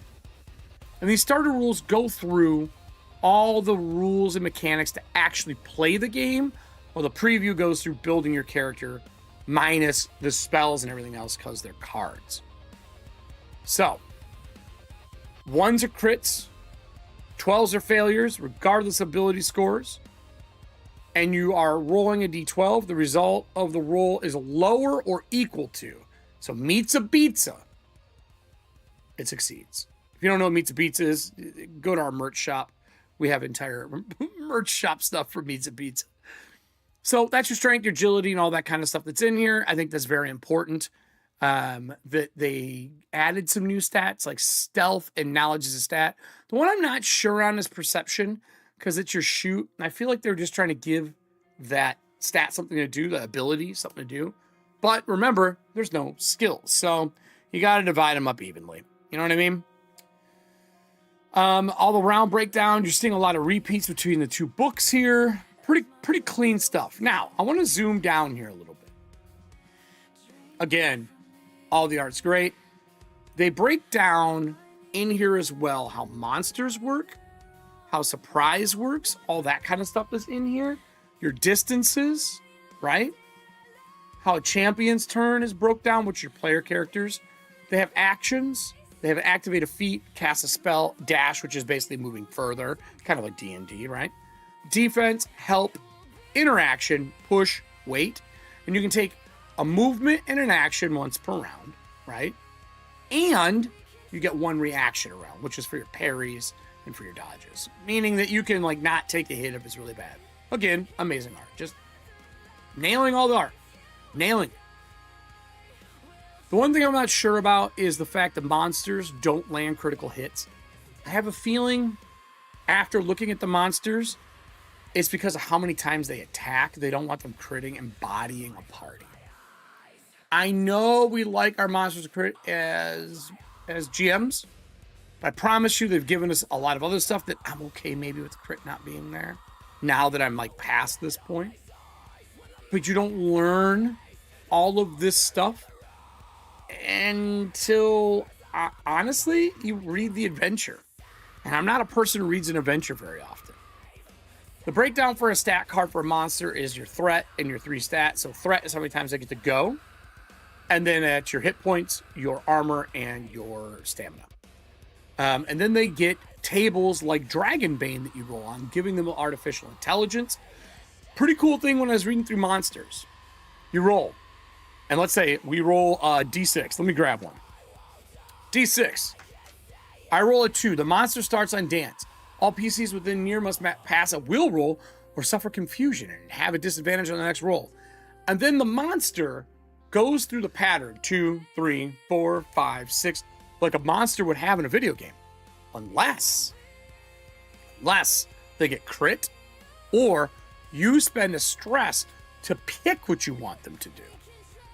Like I'm going to spend stress and do big bonk. And then you roll again and you start their dance. It's kind of cool because the players get to learn the order of what these creatures do. They bonk, they dance, they throw a stone, they sweep, they do a concussion, they bash, and it repeats. I kind of like it. You will need a lot of monsters, though, to make sure this doesn't get too repetitive. You know what I'm saying? But I think it has a lot of potential to create almost an artificial intelligence for the monsters as you're playing. And it lets the GMs have fun with them. Also, you can just pick and choose. You're the GM. Do what the fuck you want. So, that's the monster's turn. They explain exactly what I was talking about there. There's special actions. Monsters always attack a random champion. I don't like this, where you have to roll a random champion. I like monsters to be smart. They should attack the one that's attacking them. The GM should make it a note. I don't know if I would follow this. This is almost too gamified for me. Because not all monsters are dumb. You know what I mean? I know the randomness makes that pressure valve that releases when players go down and stuff like that, or they get hit 3 times in a row. And if they really wanted this to be so important, why in the corner are you not assigning a number to your die? So if there's 6 of you, I'm rolling a d6 and saying, all right, 4, you get attacked. That wouldn't really work.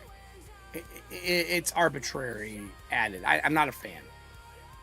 So they talk about the rotations, what to do, all that kind of jazz. And as you scroll down here, some really good art at the end for drinking. Now, we talked about a lot here. There's more. I don't want to spoil. I want to spoil the more. So instead, I'm going to show you some pieces and explain how they work and try not to spoil the adventure. So the trial is 3 trials that you do. You're on a flying island. I can tell you that much. And as you go through the game, there are monsters that you're going to encounter, and every monster gets a card, and every monster then gets actions they can do. But there are some monsters that are more than 1 card. So instead of me ruining the trial, I'll say this. You should read the trial. That will teach you more about running the game. The thing I don't like about the trial is they don't tell you how far anything is on the maps. Anything. No matter what. I'll grab an island piece so you can see. I'll take the starting area, because then we're not ruining anything for the players.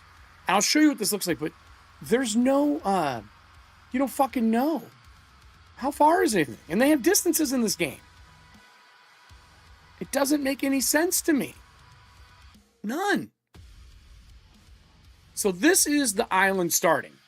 And you put the island together. There's basically a section of each part of the island. And you put them together and you play them in order and the players playing them. But I don't know how far any of this is. How fucking far is this? That's one complaint I have. Right? And there are 2 books for the trials. Because there's 3 trials in total. But the monster cards are great. So like this is a woofer. And you can already see kind of the art would be on one side, the stats here, your Borkor, your Boglin people. And I was scrolling through and I was like, oh, these are really cool. Oh, look, there's a Gilded Guardian. Oh, an Undead. These are really awesome. And I got to this part and I was like, oh, he's big. And I got to this. I was like, this guy looks cool. I scrolled down. I was like, oh, he's got 3 attacks, 30 health, 1 armor. He's got 2 stamina. He does ice. And it's like, oh, he's got Icy Fist attack, a Frost Scream, a Giant Snowball, a Glacial Grip. The red means that you can't parry it. It's too strong. And he's got a Furious Blizzard if I spend one of his stamina. And then he's got Towering. Frostbane stands at a height of near. It cannot be targeted by melee attacks. And parry rolls against it have disadvantage. The Frostbane and its legs cannot be knocked prone. You got to shoot at him. It's a near in height. Then I realized there's a second one. It's like, wait a minute. Wait. What you're telling me is these go together? So we go to view and we put it in a side-by-side scroll. It's a gigantic piece. Why is it a gigantic piece? Well, because his legs are what you attack first. He has another 2 attacks with his legs, 30 health, another stress. And he can trample, kick, stomp, icy armor. So it's a D4 chart instead. He has ice affinity, crystal, heavy weapons deal +2 to him. Appendix's legs are always moved together with the Frostbane. If the Frostbane is defeated, the legs are also defeated. So if you destroy the top before the bottom. If you defeat his legs, he kneels, loses a towering feat, and you can attack him. Let me tell you what. This is a mini boss. There is a boss in here that is 4 cards. That makes like a huge art piece that you fight. That fight is a boss fight. An actual boss fight. Like a video game boss fight. And that is stupendous. That is amazing. It might make the game, right? You know what I'm saying? So there's a lot in here. There's a little bit of advancement, but this is the beginning of Twilight Sword. It's not done. They're still working on it. We're getting 2 books, this and the setting. The art is amazing. I just feel like that's a mini boss you fight, and the boss monster fight is really good. That kind of stuff makes me so happy. It really, really does. So, what do I think about Twilight Sword? Look, it's not completed. Am I gonna run this? I don't know. Maybe at a convention, maybe for people starting, or maybe I just want some beer and pretzel action and have fun. I like what it's doing. I'm gonna need to see the rest, but the mechanics for the monsters, I love that. I love Dragonbane's monsters. I love how things go. I think this really fucking nails the spirit of a video game fight. That's what I feel about this. So anyway, I like it. But what do you think? Down below, do you think this is something you're going to run? Do you think this is a game that's for you and your friends? Is this something you think that you'd put money towards? Because right now, I don't have the physical cards and I'd have to print all this to run it properly. Or Alchemy it's going to be on. And I think this would be a hell of a digital game. I really, really do.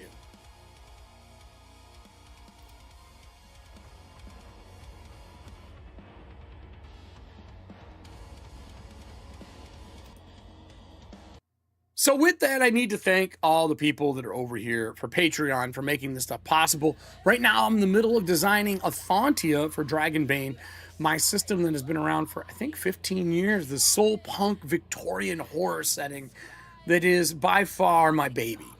I really do love it. Currently, it is over 150 pages in just doc form.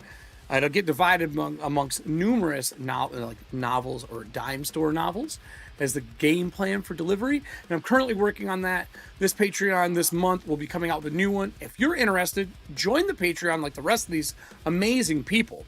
And you get access to the living doc along with Breachers. If you pay at the $5 levels, you get the PDF. Anytime a new PDF comes out, you'll get a PDF at the $5 level. But you get access to the living doc as I'm doing them, conversation that is in there. Magic and Monsters is in there as well. And Warpaint might be in there sometime in the next 12 months as well for anyone who wants their kaiju action in their life. Thank you so much for joining me. You know what to do. Click the shit that's around me, the bells, the videos, but most of all, subscribe, turn the bell on all notifications, and share with your friends. I'm trying to raise this platform up and do more for the amazing people in tabletop. And I hope these kind of things help you and inspire you to pick up games and play new things. Those who asked about Rise and Design, don't worry, it'll come back. I'm just designing a website right now. I don't have time to do the website, Rise and Design, this, and the Monday show, plus work my normal job. So it'll come back, I promise. That's it for me here on Corpse Talk. As always, everybody, stay fucking rotten, creeps. And if you're live, stick around. We'll talk about a few other things. We stop recording.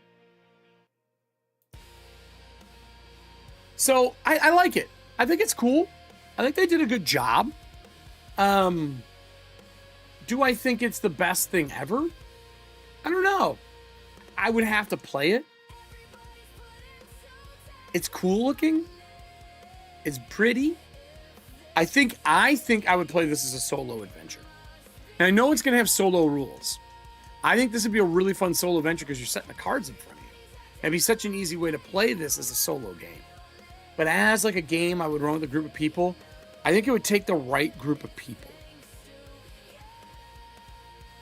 I really do.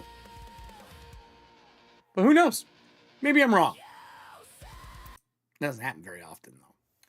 So that's, I think, it for me today. It's a little quick one. I have some stuff I have to do this evening.